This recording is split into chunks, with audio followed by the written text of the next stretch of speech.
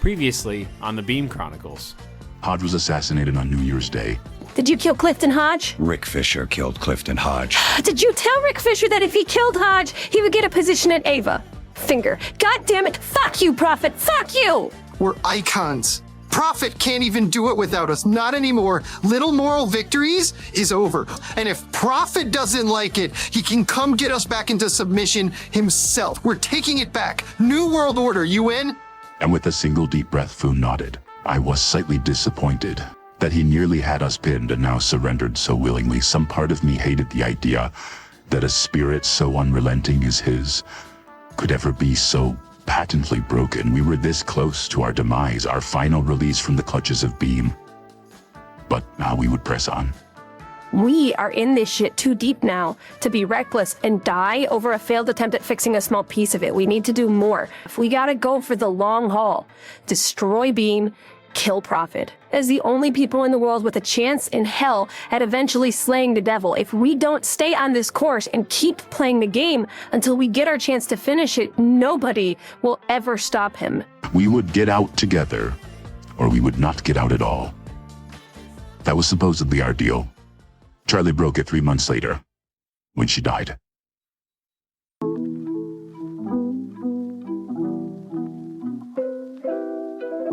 These are the Beam Chronicles, with your host, MJ Dooney. Book 2, Compromise, Chapter 27, Charlie Shayde.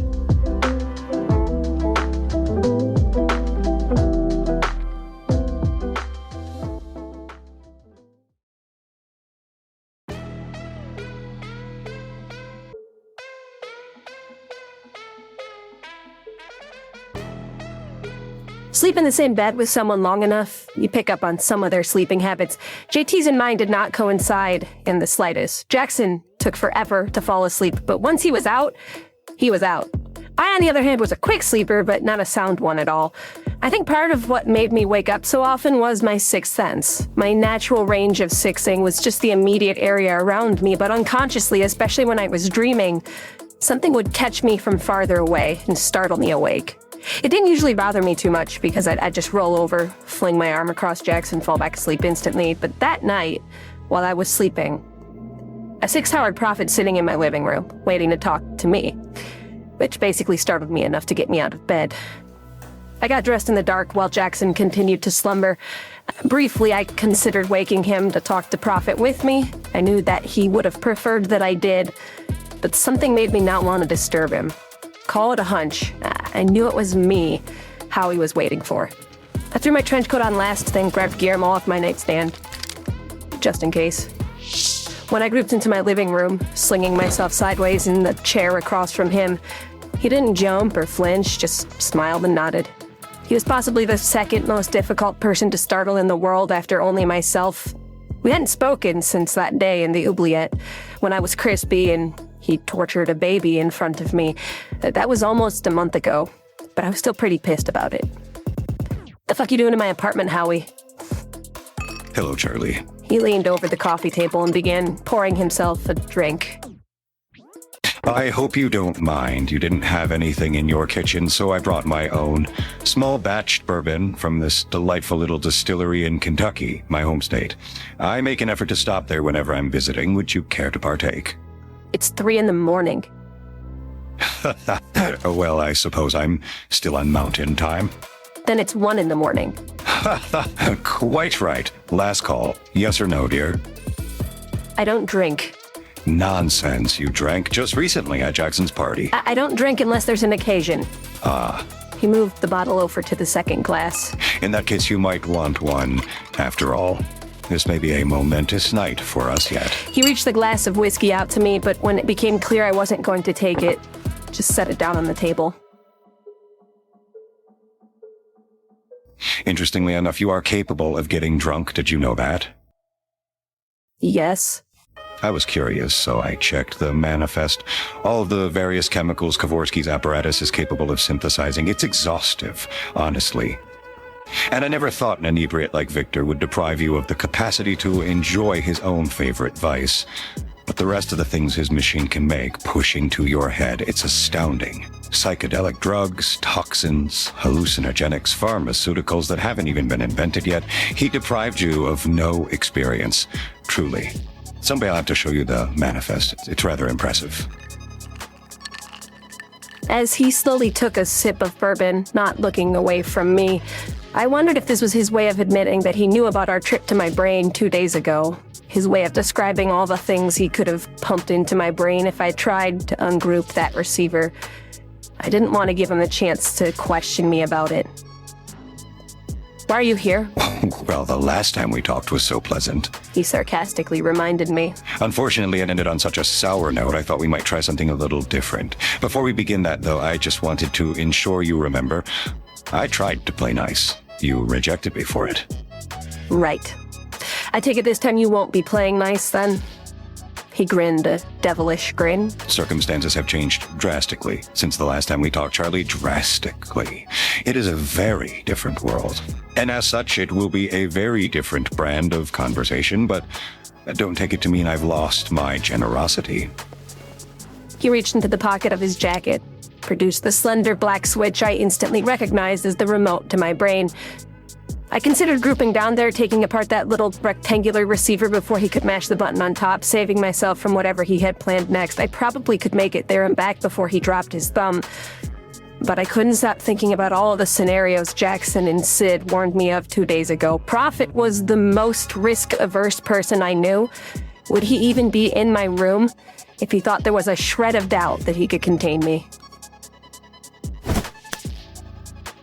A gift. He smirked, and in spite of my surprise, I caught the remote he tossed me. I shot him a look of confused mistrust, and he laughed. Yes, for you. I've always considered that specific method of containment to be just slightly barbaric, albeit effective. Now that I no longer require it, I leave it to you to eliminate it. You have more of these, don't you? He firmly shook his head. No. Kovorsky only made me 2, actually. Jackson and Peter destroyed the first one earlier this year. I wouldn't deny you the catharsis of breaking the other one. I rolled the trigger around in my fingers a few times, strangely contemplating the similarity of color between it and the zigzagging scars running up my forearm. Surely giving this to me was a power move, just to demonstrate how badly he had me viced when I didn't even realize it. Suppose I ungroup this and then I shoot you in the head. You may try. He responded icily and arrogantly without even flinching, still sipping his glass of bourbon. It would not even be the first time you tried that, would it? If this is a test of my loyalty, take it back. I don't want to break it.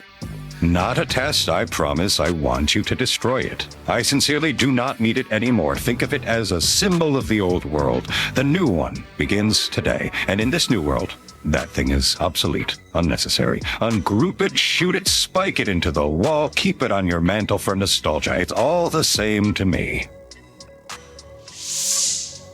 I took the remote to pieces, reduced it to particulate dust gradually in my hand, and let it sprinkle on the floor. It should have been a spectacular moment, the sweet release I'd been craving for years. Instead, it was meaningless, crippling defeat. Every time we took one step forward, he took 5.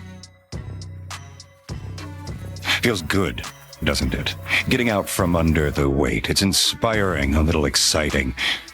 Who knows what sort of things will crush you now that you're out in the open? So is this the reason you came to my room at 3 a.m?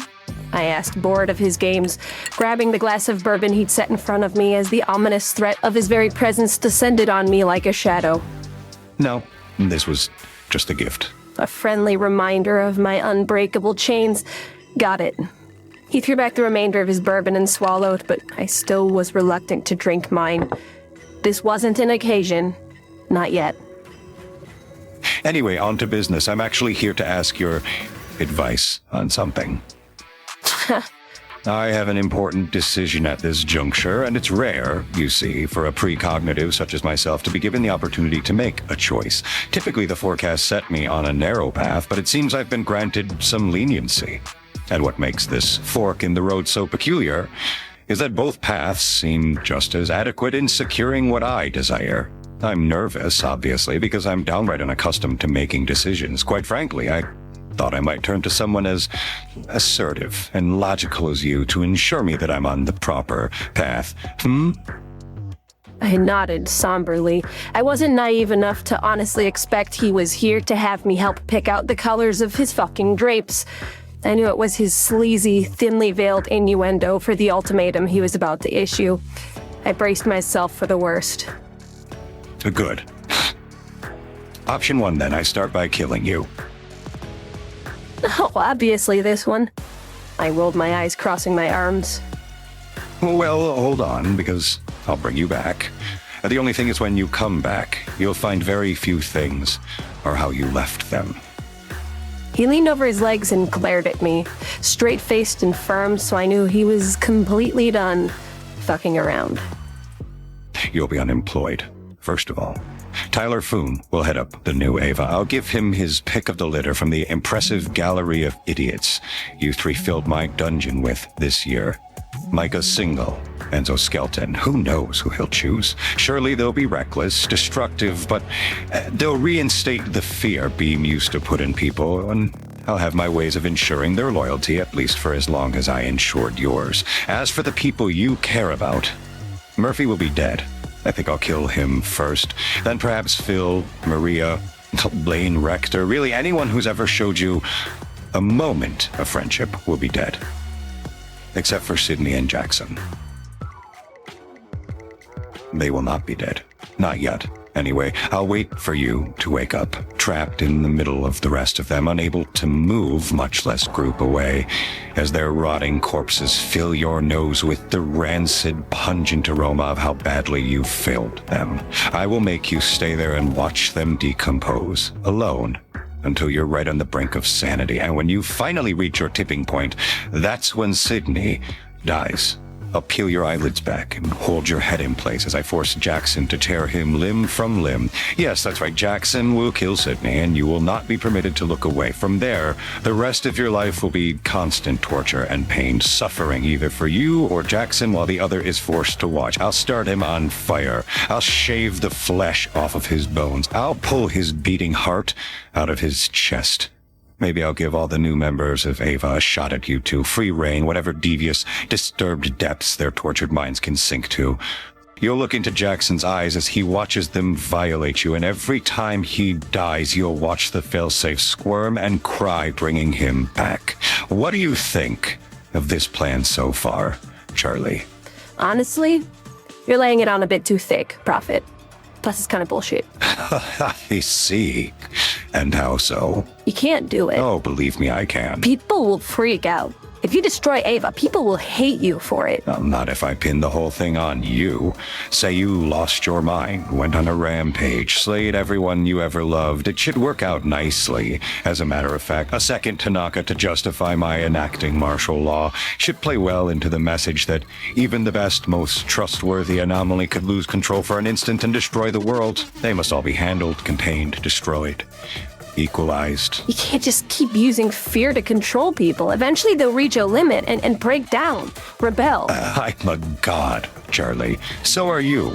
We shouldn't be afraid of the rebellions of mere men. And you start handing out badges to murderers and psychopaths, never mind ones with abilities, society will fucking riot against you. Let them riot. I welcome the insurgents. An inconvenience and a fleeting one. It'll only be a matter of time before Cranston spins it in the correct light, and they get over it.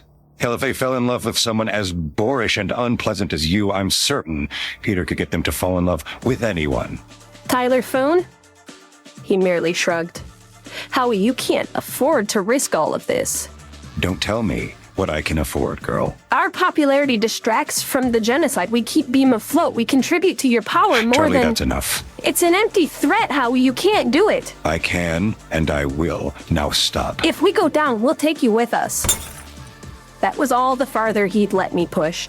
He slammed his glass to the table, finally showing any bit of emotion. Blistering fury. Stop. I said that is enough of this incessant disobedience, you cocky little brat. Do you really think, because you and your friends are famous, you call the shots?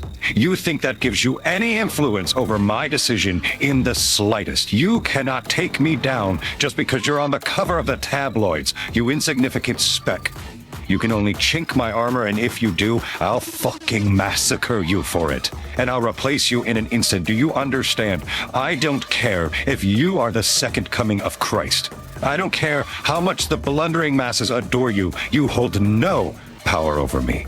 You don't get to drag me to hell. I own hell, and I will bury you in eternal fire before I give you the satisfaction of witnessing me struggle for even a moment. Do not ever tell me again what I can and cannot do, or I will demonstrate to you just how empty my threats are. Are we clear?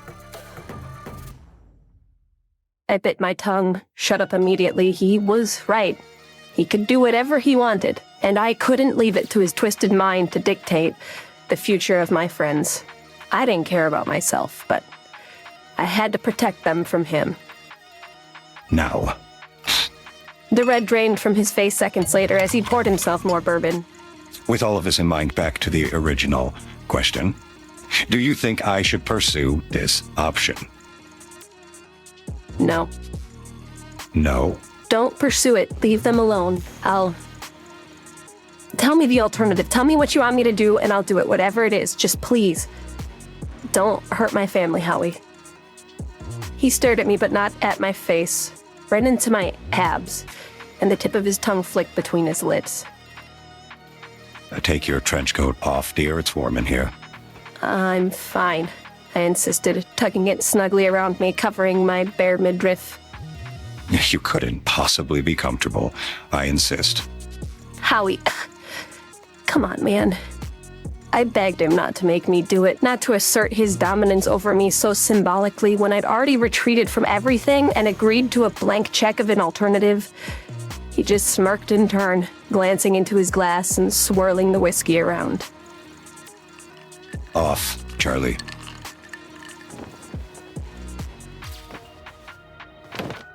I finally did. Normally I didn't think much of my typical uniform or what other perverts thought about it. I was confident enough to dress the way I did for the speed it provided me. It made me better at fighting. I wasn't ashamed, but still, I found myself crossing my arms over my stomach to block him from seeing it. There's my girl. He downed the whiskey he just poured as I stared into the floor, blushing, avoiding eye contact. Were it someone else, I could see this heading in a completely seedy, disgusting, unbearable route very quickly, and if it did, I knew I was powerless to stop it, but I wasn't worried about that.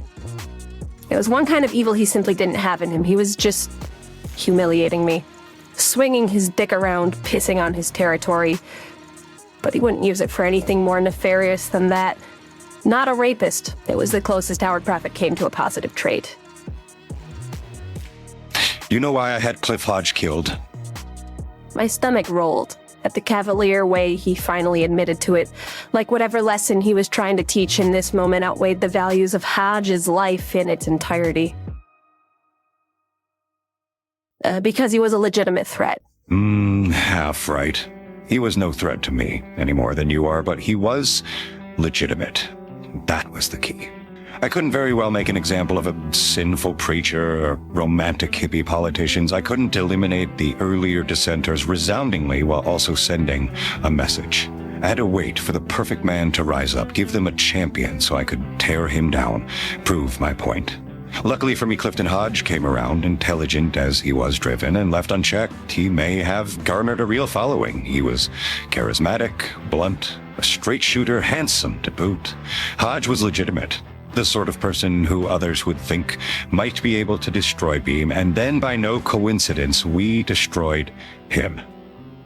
If you're an idiot, and you think you want to oppose us, what did Hodge's death teach you?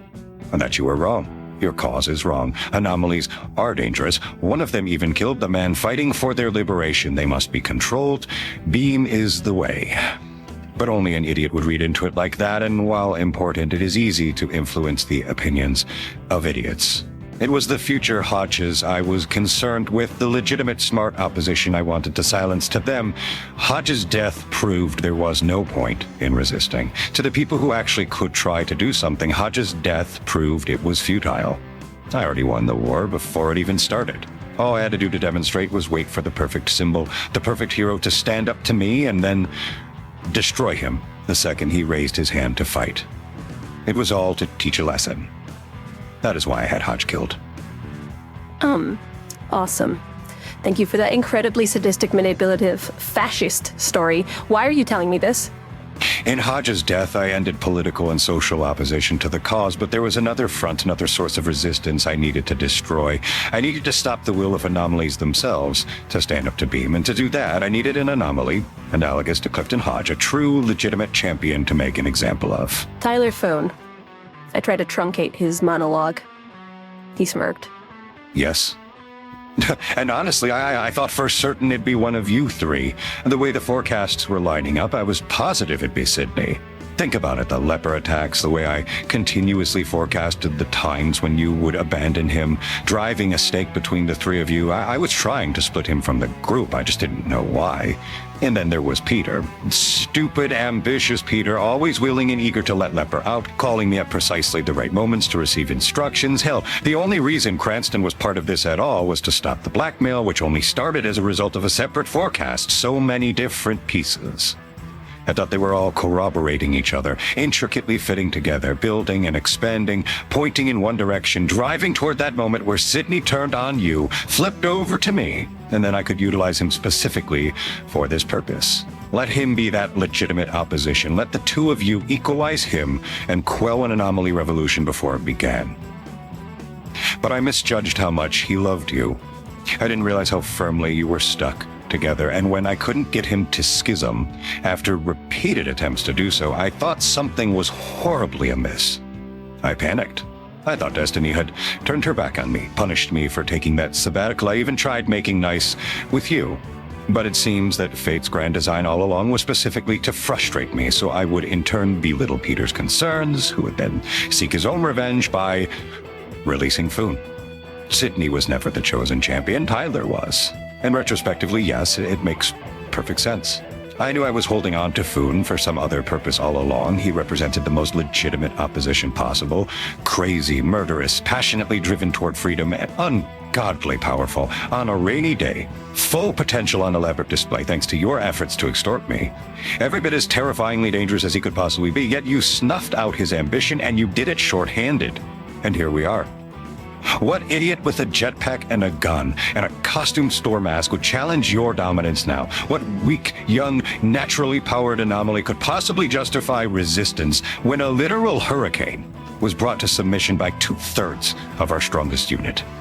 True, there will be a few stragglers who didn't get the message right away, but in time, technological anomalies will cease to exist, and every natural anomaly will submit to arrest while their abilities are meager just to avoid facing the force of Ava. In thwarting Foon yet again, you have made a statement to the world of anomalies, the way I have made a statement to the world of political adversaries. Oppose us and you will lose. Hell, you already lost. The greatest amongst you has fallen. We have already won the war. He slid a brown slip of paper onto the coffee table. Forecast? I reached out for it. Indeed. The one that prompted this ultimatum, the one that changed everything. I read the paper aloud. In 2 years, it all ends. That's cryptic. To you, perhaps, but I know to what it is referring specifically. There's more to this forecast than the words alone that I am not to discuss. This is just what I'm permitted to show you to prove it actually exists. I didn't even bother questioning the legitimacy or calling attention to how easily he could have fabricated it. His gory list of threats still lingered in my memory. I had to color in the lines now. Besides, you only bluff when you don't have a hand, and how we always had the best one. Okay, so what's it talking about? Well, the scenario I've just described, Charlie. The end of the anomaly problem. Thanks to you three and Foon. In 2 years, it will all be over. I've seen the glorious future. Beam will persist, of course, symbolically at least.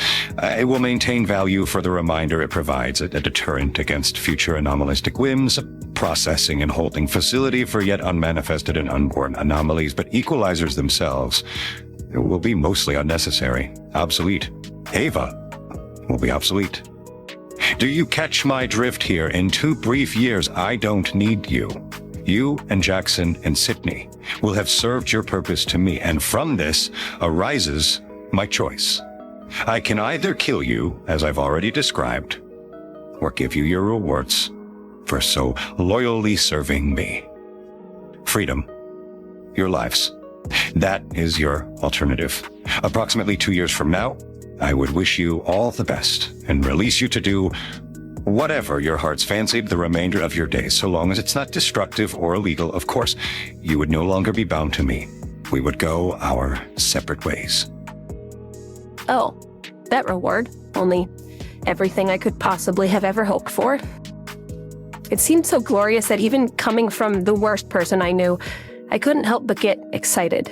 I was already imagining a private life, away from everything with Jackson, plus Sydney, Murphy, all the people I cared about, safe, with me. Our own little community, maybe, separate from the rest of the world, trying to forget, distracting each other from the wicked part. Shit, maybe we'd have children, JT and I. Maybe we'd finally start helping people. It was a grander dream than I'd allowed myself since I was a child. Prophit had a way of making such excitement short-lived, and sure enough, he continued.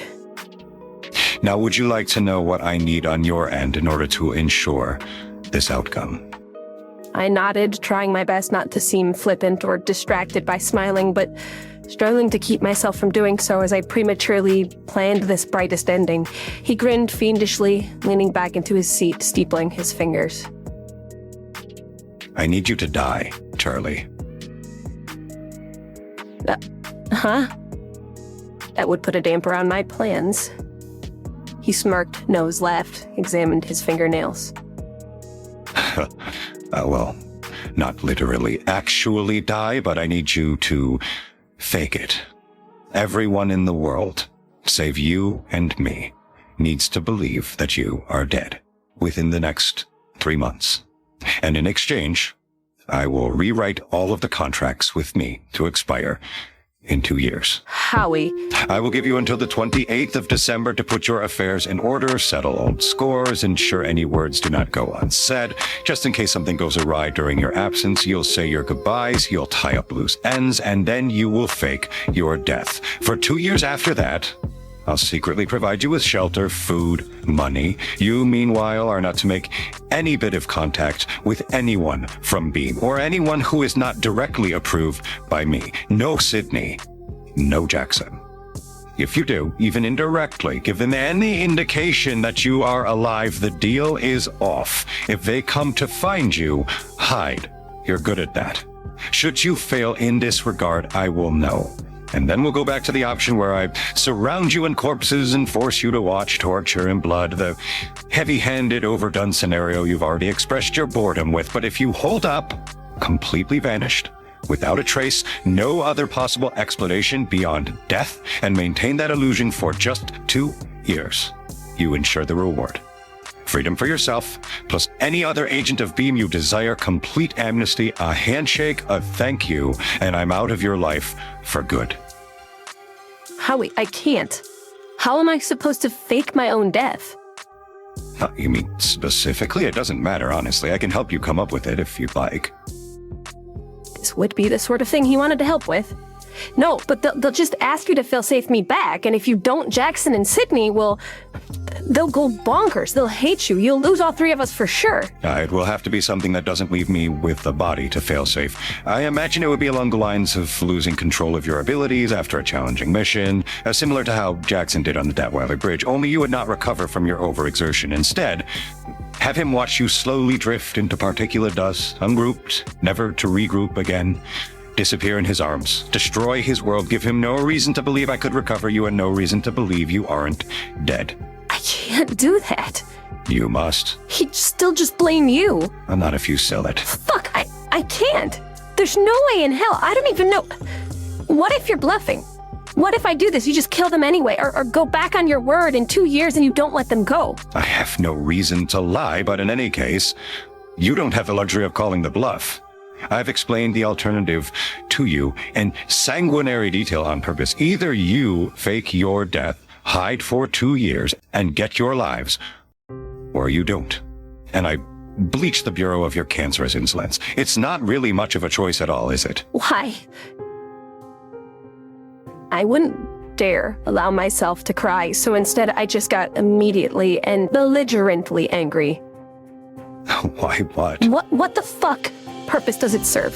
What the fuck does it matter if I'm here or not? You still have me locked up. You can still do whatever you want to me. I'm still your fucking prisoner. I can't kill you or hurt you, do anything to change it. Me being here versus not being here for 2 years, it doesn't change anything. Why do I have to pretend to be dead?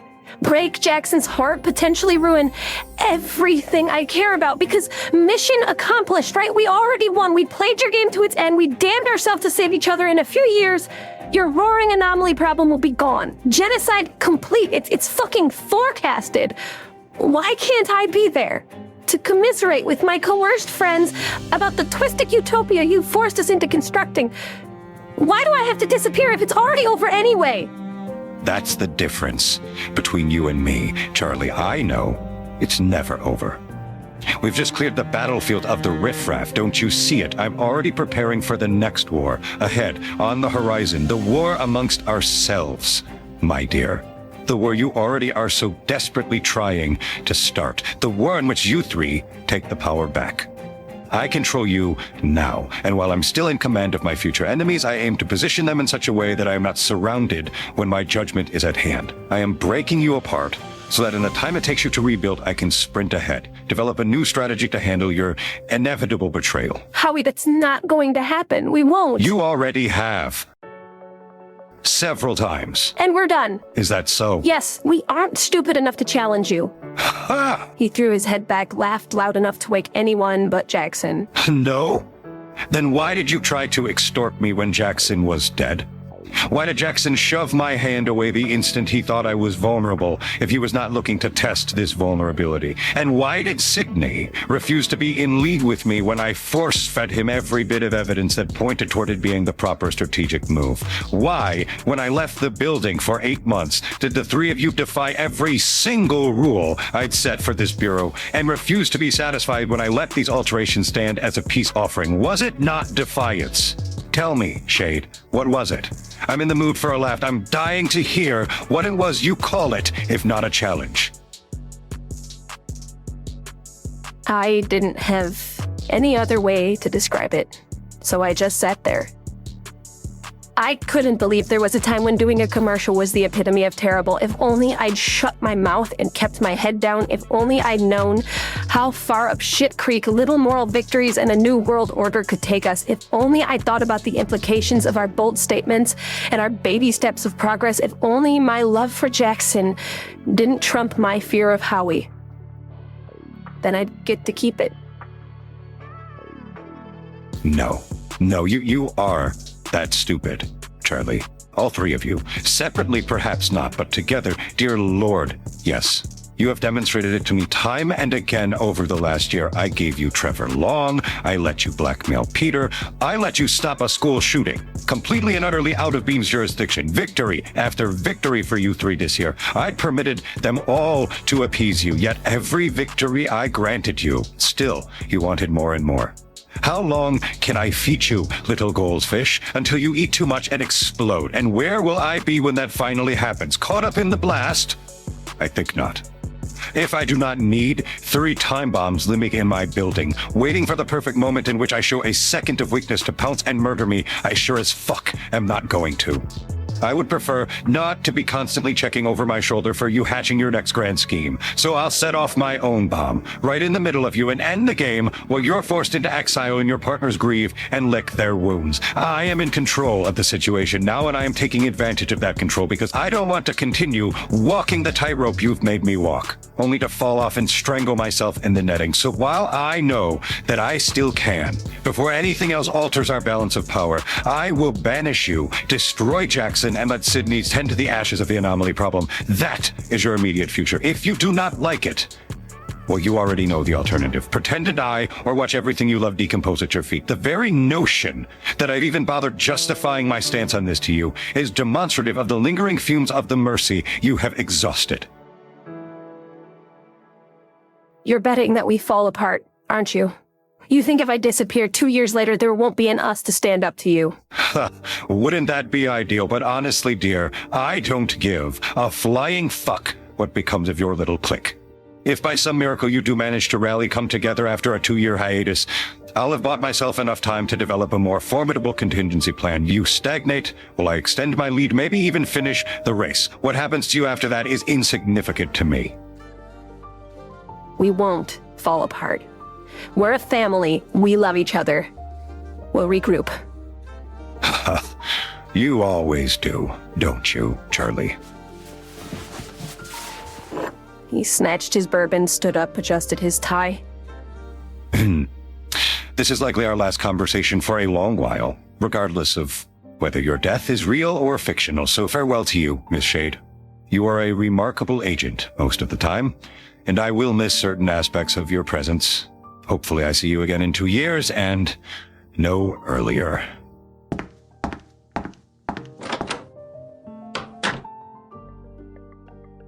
I sat alone for only a second, then immediately crawled back into bed. There was nothing left to consider, no reason to waste time fretting. He had us right where he wanted us all along. We'd played with fire once too often for him to ignore. I was already burned enough that to take another scar for the team, it wasn't like I had any other options.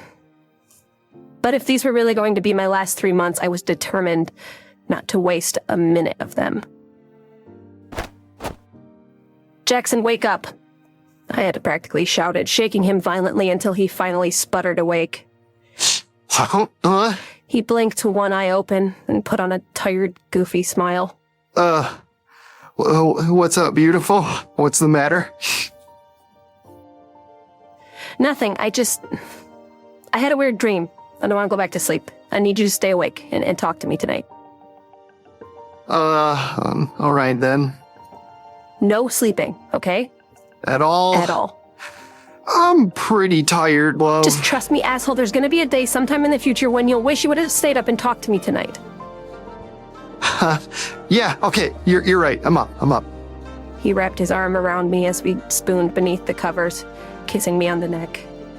What do we talk about? I don't care. Anything. I need to hear your voice right now. Charlie, while that is super romantic, especially for you, staying up when I'm sleepy to discuss nothing is a difficult combination of things to ask of me. Can I get like a topic, at least? Tell me why you love me. Seriously? Yeah. I did you, remember? You do me now. I want to hear your reasons. There's a lot of them, love. That might take all night. Perfect. I want to hear it. Come on. And it did. It took him all night to finish explaining to me all the little features he loved about me, and while he did so, I kept track, made mental notes, memorized every word from his mouth, and I took that list, those aspects about me that drove him nuts, and I blasted him with them over the next 3 months. I flaunted all of his favorite things. I beat him upside the head with them relentlessly, constantly, for hours on end, because I wanted him to have a recent, lasting impression of all of them before I left.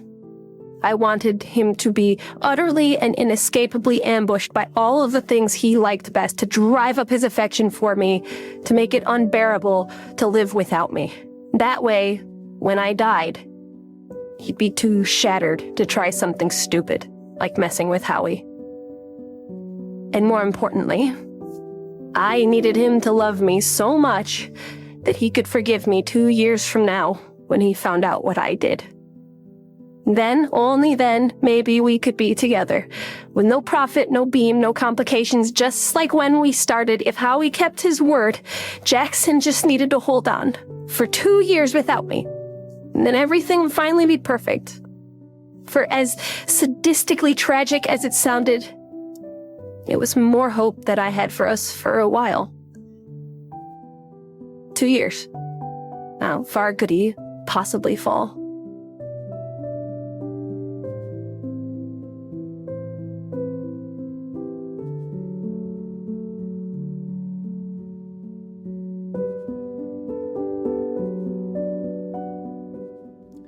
Thank you for listening to the Beam Chronicles, a fiction podcast written and produced by me, MJ Dooney.